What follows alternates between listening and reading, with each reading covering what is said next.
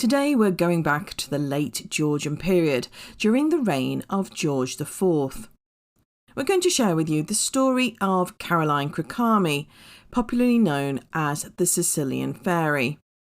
It's an enthralling but melancholy tale where we can look into the complexities of early 19th century British society. A society enamoured with the oddities of human anatomy, yet often blind to the implications for human dignity.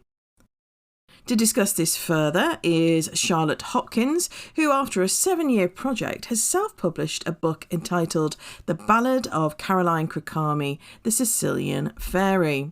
Hello, Charlotte. Hi. I have your beautifully illustrated book here, and I suppose what I really want to get to with this episode is to discuss Caroline herself, but also the world in which she lived and how we have and our perceptions have changed since then, and also maybe ask some of the difficult questions as well. So first off all, who was Caroline Crachami? Well, this is one thing also about the pronunciation of her name that I'm not 100% sure of. I've always called her Crachami, but it could be Crachami, but I think it's Crachami. Anyway, in terms of who Caroline was, she was born, we think, in 1815, the year after the battle of the day after the Battle of Waterloo, but that cannot be proven 100% because there are no records of her birth. I'm inclined to think she may have been born in Dublin. Now, this might be a bit controversial, but because there are no records that survive in Dublin, that would make sense, whereas in Sicily and Italy, the records are quite good. So if we can't find her birth there, it just makes me think she was born in Dublin. And the reason I say that is because her father left Sicily, Palermo in Sicily, in 1815 to go to Dublin, to the Theatre Royal. He was a performer. He was in a military band, but he also, he performed there at the Theatre Royal in Dublin. So that was her kind of family background. But she had this very rare condition, primordial dwarfism.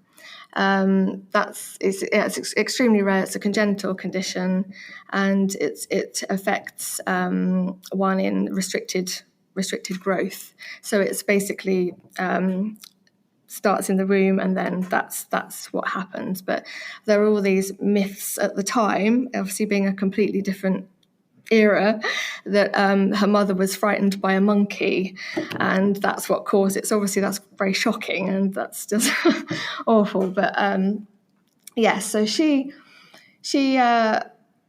regardless of where she was born, the connection is definitely in Sicily with her father from there. Now, he has a very sort of almost Germanic name, Vogel was another form of it. But he was born there, and the Crachami just became sort of this performing name, really, for Caroline. You mentioned her having this performing name. So what is it that she actually did? So apart from being very, very small, so she was about 50 centimetres tall. So that's quite important. So the average sort of 9-year-old today, because that's the age that we think she may have been when she sadly died, would be, I think, around 133 centimetres tall. So it's very, very small in comparison. And she was at this time in the 1820s subject of curiosity, really. So people enjoyed looking at her as a form of fascination into why she was so small. And she was living in Dublin as a young child. And because her health wasn't generally very good at this point, her parents took her to this Dr. Gilligan, and he unfortunately did then go on to exploit her. So he did take her to England with the promise of better care and a better climate, actually, is what he said. Not much difference between here and Ireland, I'm sure, but so this was his promise. But he did say he might exhibit her for a period of time to sort of help pay for the fees of taking her to England. And I think there was some discussion with that with the parents, but largely I think it was a lot more exploitative than that, and they certainly never saw any of that money that was made from exhibiting her. So she was as a curiosity at that time, much like we might think of John Merrick, so the Elephant Man was later, but she was a very early sort of Georgian figure. And when is it that she's given this nickname, this performer's name of the Sicilian Fairy? Yeah, so this is given to her, I think, by Dr. Gilligan. Him and also Thomas Cracham, which was another showman. I think, I can't quite remember now, but I read so many newspaper reports, but I think that was in Manchester. And he gave her this name, Caroline Cracham. So she had all these different names. So I sort of go on to sort of say that in the poem, that she didn't really know who she was, if she was coming or going, with all these different identities. And so yes, this was given to her, I think, probably conjured up by the showman. Exactly who said, that was going to be her name is not clear, but essentially because of her family background, and that they wanted to give her this kind of, for want of a better phrase, exotic, origins, exotic. Sicilian and a fairy. Fairy, exactly. Yeah. Because she's so small and doll-like, in her proportions. That was, I think, where they were coming from with the fairy bit and the magical sense that she's otherworldly. I think that's what they were thinking. How did you come across Caroline in the first place? How did you get to learn about her, and also what was it that inspired you to write her story? So it was a lot longer than 7 years ago, actually. That's just when I got down to the writing of it. But way back in 2008, I was doing a Victorian Studies MA at Birkbeck, and we looked at the long 19th century. So obviously Caroline's before the Victorian period, which was 1837, but we did sort of take the whole account of this very long century. And so I just came across her when I was also looking at Tom Thumb, Charles Stratton, who was another famous dwarf. And I just read her story online, I think, and then I just decided I needed to go and see her. So I'm taking part again in her being exhibited, I suppose, in a way. But she was, at this time, back in 2008, on display in the Hunterian Museum, which is part of the Royal College of Surgeons. Yeah, for our listeners, that's in Lincoln's Inn Field, and they have reopened after redoing the museum. It's well worth a visit. And Stephen's written a blog post about that, so I'll include that in the show notes. Yeah, I remember seeing the skeleton of Caroline on display right next to the Irish giant, Charles Byrne. Yeah, so that, which is interesting in itself, because it's sort of mythological taxonomy that they created around that idea of fairies and giants. So I decided I'm going to go. I've read about her. I'm going to go and see her, see how small she really is. And yeah, she's very, very tiny. It's just her skeleton, obviously. And then her, I think there was a ring and a cast maybe of her foot, and a stocking or something like that. So all these very tiny things just really caught me, and I just felt very emotional at that point. And I think I did just stare at her for what felt like hours. I mean, I can't have been there too long, but I was just looking and reading about her, and then I just was imagining her as a person being shown around the streets, and the exploitation of that, and that was very upsetting, and still upsetting now. To think of a very young girl being treated in that way. So that was the inspiration. That I decided, right, I'm going to write an article about her so I can do a bit more research and find out some things. And that got published online through the Guildhall Library when I was working there at the time. And actually that was good that I did put that online, because later her descendant Cal King, that's how he found out about me, and we got in touch. So that was a nice connection. So I did that, and then I didn't really write much about her in my MA. I did a little mention of her, I think, as part of this essay I did on tomophthalmology, and then it just kept coming back to me after that. I just thought I need to do something sort of creative with it, to give her that voice that she didn't have herself.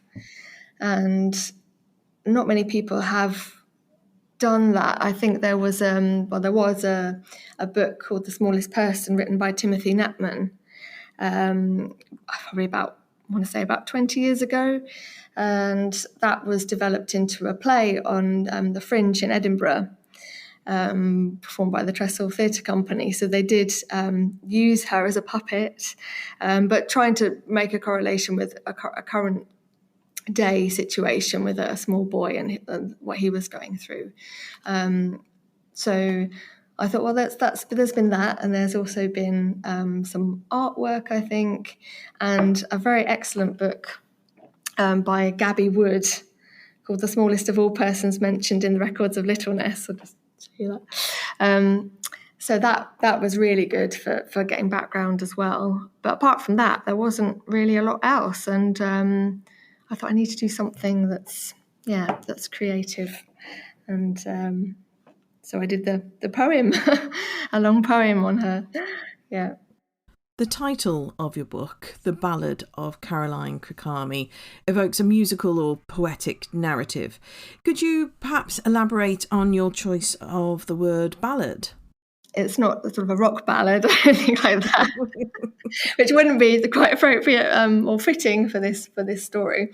It's a bit more sensitive than that, but it comes really from the idea of the traditional telling of ballads that people used to do on the street, telling about their daily life or their work. They'd sing what they were doing, and these tales were passed down through the centuries. So I wanted that sort of idea of passing down an oral tale, if you like, and often it was, it was a song. It was a bit more lyrical, and people would dance to it.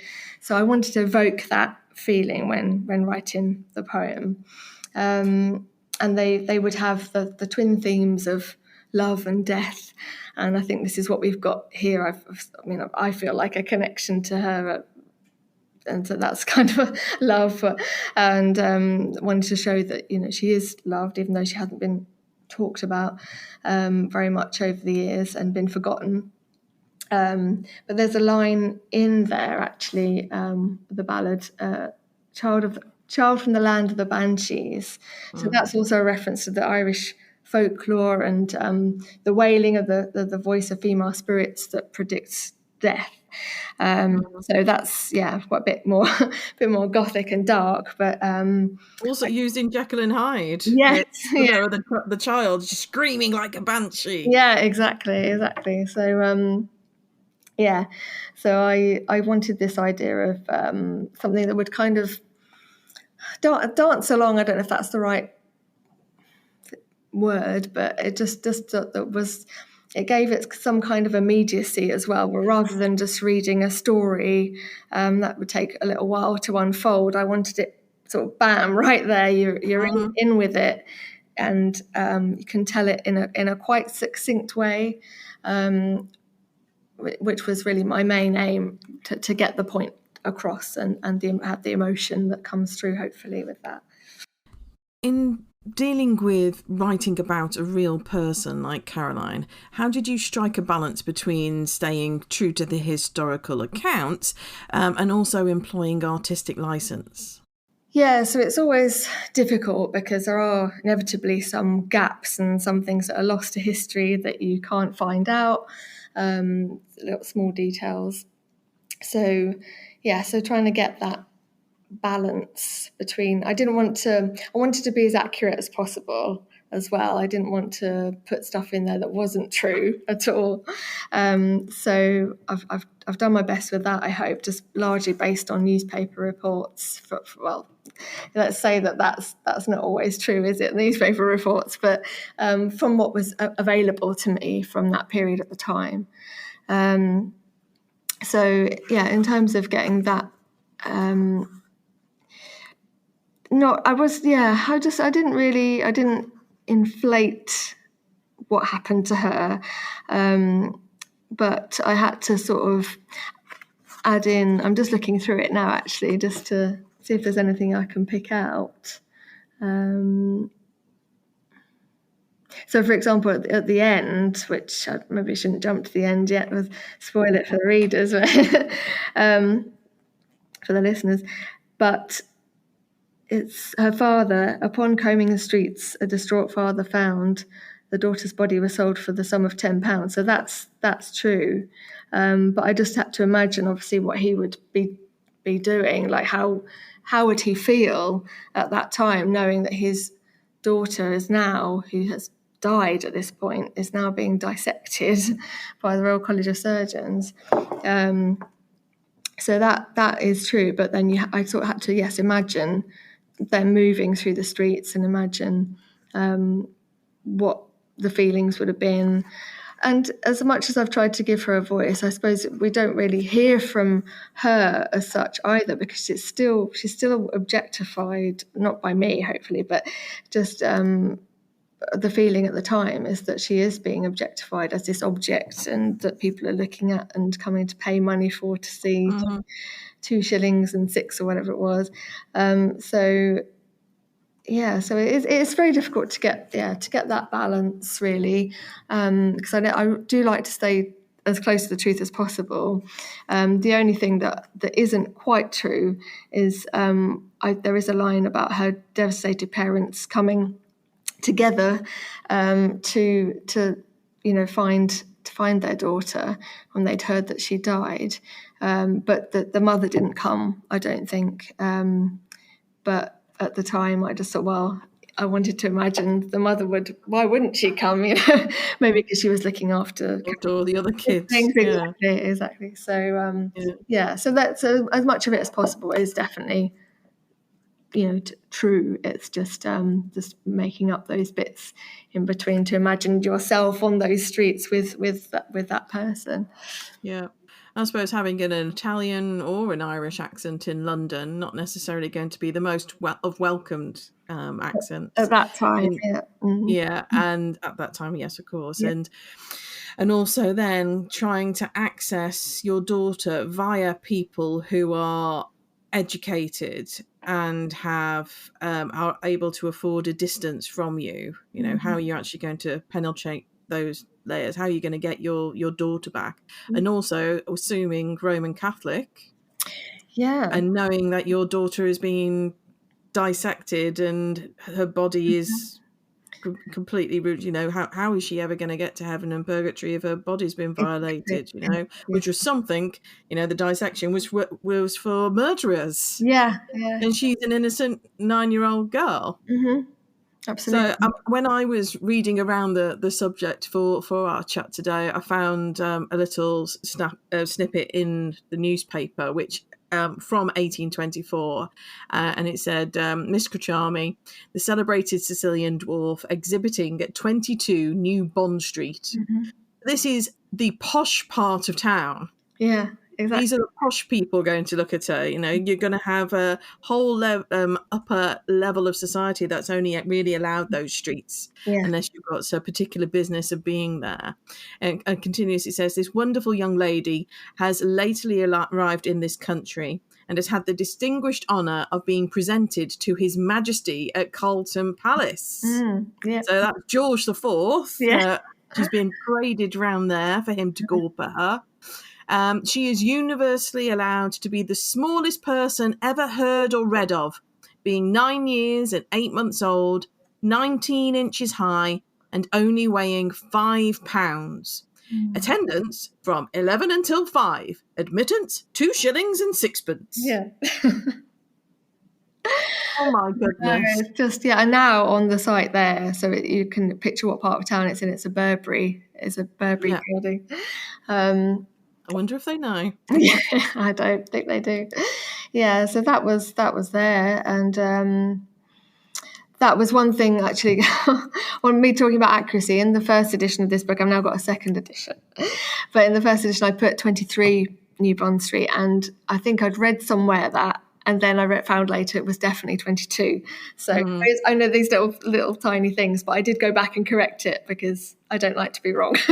No, of course. I mean, it's one of those things that you can only use the information that you're given, and that I suppose links us to that the sources that you do have. So you mentioned newspaper clippings, and I've just read one out that I found via the Wellcome Trust. What else did you use? So I did use. There was also an extract from the sort of medical book in the Royal College of Surgeons, which shows when she was brought there in a box, is what it says. Brought in a box by Sir Everard Home. So that was, quite chilling. So that was a little extract there, and then some research that Cal had done because he'd spent quite a lot of time with Royal College of Surgeons records. Talked to me about that, but I didn't want to sort of look at anything to do with the dissection and anatomy side of things, because I just felt that would draw me into a kind of scientific side. So I kind of takes away that human story. Exactly. So I kind of deliberately didn't go too far into that. But I did use the newspapers, and then I just did a lot of research in secondary sources or academic pieces that have been written at the British Library, and some sort of general ephemera that had come up with Dr. Gilligan's memoirs. Quite useful. And there was an annual register from 1824 that mentioned her as well. So it was quite difficult, to get in there with all the primary sources. But you just have to keep checking everywhere, see what's out there.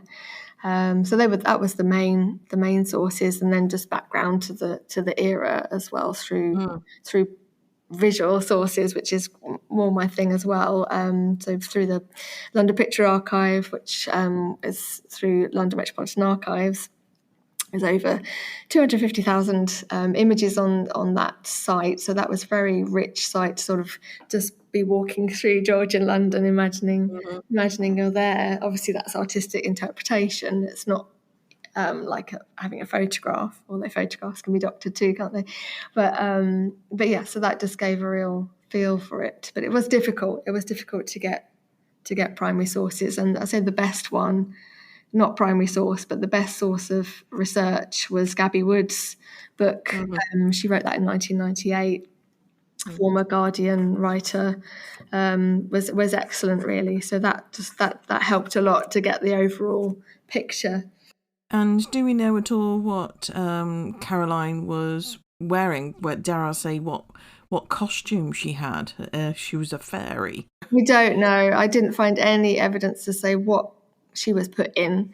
There is a painting that was done later by Alfred Edward Chalon, but she looks more Elizabethan then, with a big ruff around her neck. And she's kind of facing and also seated in profile.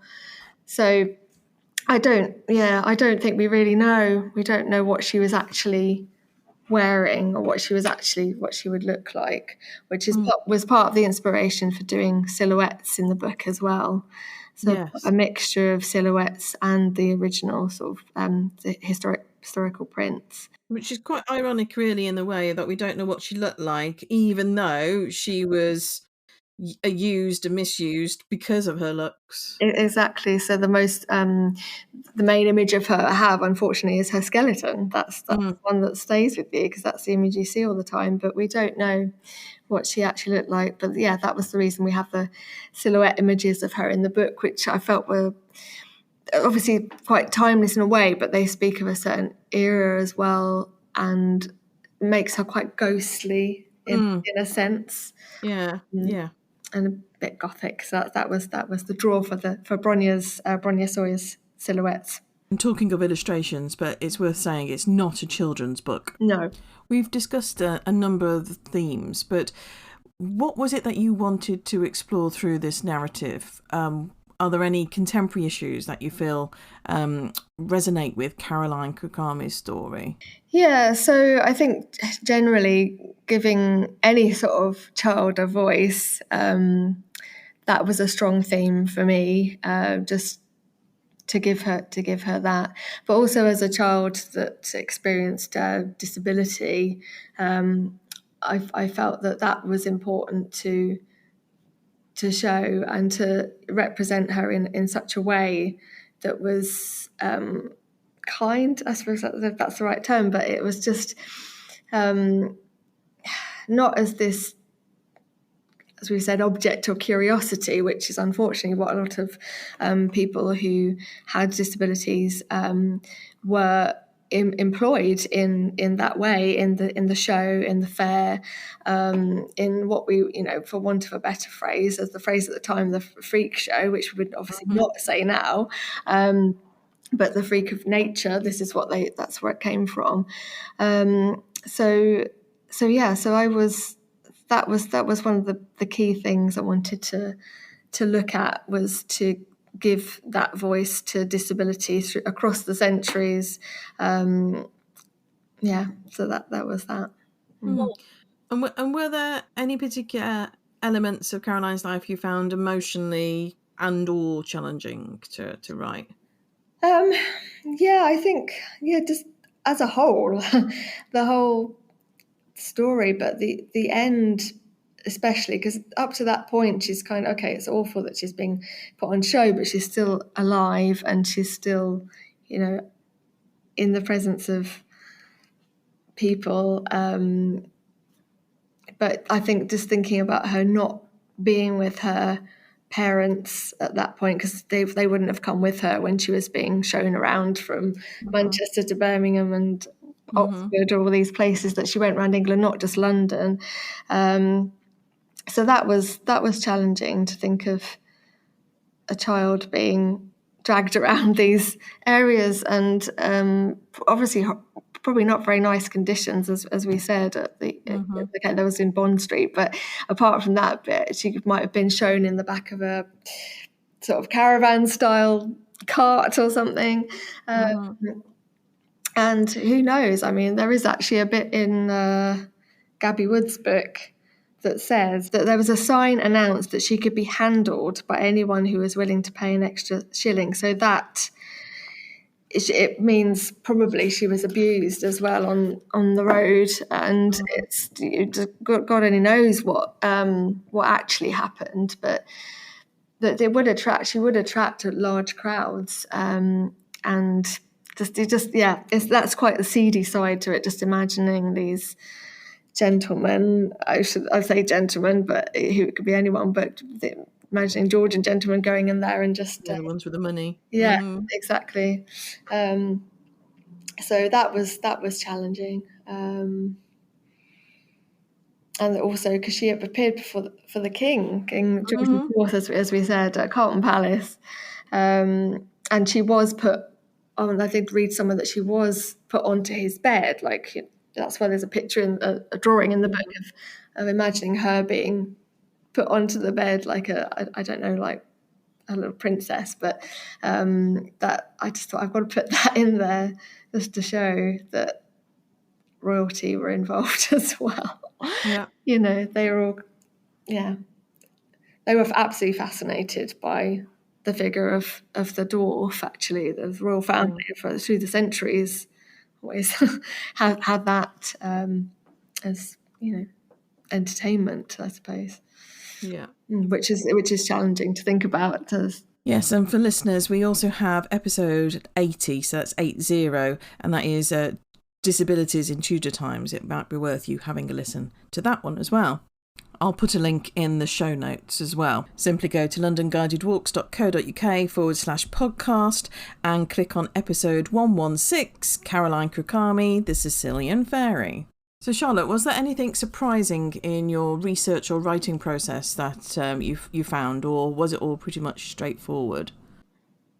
I think because there is so little in terms of what survives in terms of primary sources, it was, I just had to go with the newspaper idea of what happened, largely, really. So that's why I wish if I could turn back, if I could take a time machine, I would like to go back and just see what did actually happen to this poor girl. So we've already mentioned that she dies at the age of 9. It's worth sharing, I think, with the listeners of what she died from. Tuberculosis. I think that was what actually carried her off in the end, unfortunately. But it's no surprise because she must have been completely exhausted.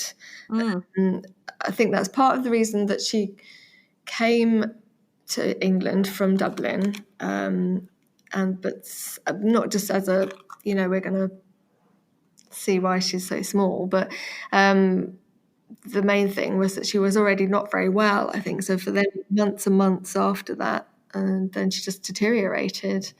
And it ended up in a box. Oh dear. And I mean, you've undoubtedly spent a lot of time with Caroline and her story. How has that journey impacted you on a personal level?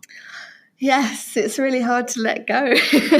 She spoke to me so much over the years. I mean, not literally, obviously. I'm not imagining her in my dreams, but I did feel, that there was this person I'd found and that I wanted to give her this voice, and now I've got to put it away, and she's not on display, thankfully, anymore at the Royal College of Surgeons.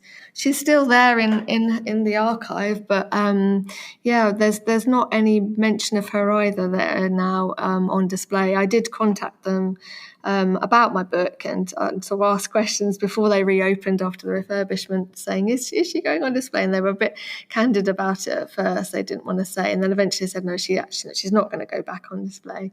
So I was quite pleased about that, which is awesome. Really? I mean, putting her in an archive, so her story is kind of lost. We don't talk about the difficult things, and we don't, it's the kind of like an out of sight, out of mind kind of principle, really. What's wrong with taking a 3D scan of her skeleton and burying her with her family, letting her go home? We've got the technology available now, so why not do that? Definitely, yeah. That's the thing, isn't it? That's the whole theme through this, is that's why I wanted to give her that voice. But the fact that if they're not even going to use some aspect of her life for interpretation, to show the general public what happened, then yes, a 3D scan and have an immersive exhibit or something, because they've got quite a few immersive exhibits now, that you could do that and then send her home. Her family member, Cal, said that that was a kind of a wish of the family, but he's such a lovely guy. He's not he's not like pushing that thing. No, I mean it is a long time ago now. We're talking nearly 200 years. Next year. However, some things I think need to be. I don't know, when you're talking about difficult subjects, there's no point in just putting a rug over it and expecting it to disappear either. And you can right certain wrongs even now. Definitely, absolutely, which is what they wanted to do with the Irish giant, Charles Byrne.